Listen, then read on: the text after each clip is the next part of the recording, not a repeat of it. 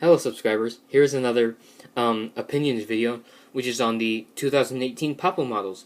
And surprising, Papo revealed their new figures lately. So let's see what they have.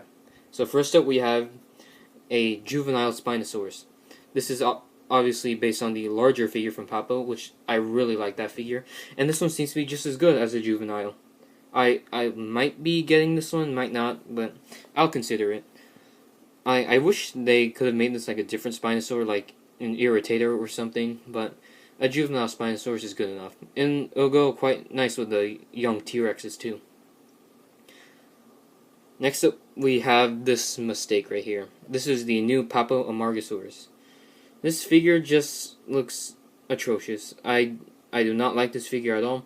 The detailing is bad, the paint job is bad, and like Amargasaurus, like the spikes on its neck isn't supposed to be like it isn't supposed to be like a fin. It's supposed to be like separate spikes.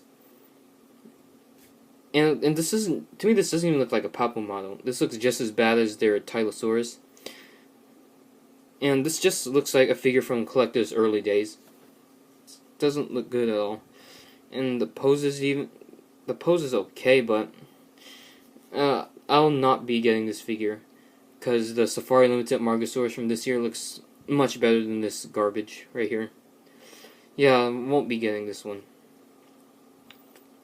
Next up we have an Iguanodon, because Papo said they might release an Iguanodon for 2017, but they only released the Acrocanthosaurus they promised. But for 2018, they bring out an Iguanodon. This one actually looks pretty impressive, although I think I'm not sure which is better, this Papo one or the collector one, but I think the collector one might be slightly better. But this Papo one looks okay. The detailing is nice, typical Papo, and a nice naturalistic paint job, and an articulated jaw, which is quite strange for a herbivore. I would have preferred it without an articulated jaw, because it just makes it look weird, like kind of like a robot. Yeah, I think this will go nice with their baryonyx. Seems to be scientifically accurate. Well, I'm not sure, but I think the Safari collected ones look better than this. And people said this does look like the Iguanodons from Disney Dinosaur. I guess kinda, but it kinda looks like, but not really. So next up we have this. I'm not even sure if I'll call this a Therizinosaurus.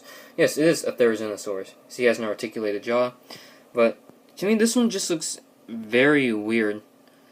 Looks really fat. I think the baryonyx looks a little better than this, but this is just the promo images, and so in person it might look better than this.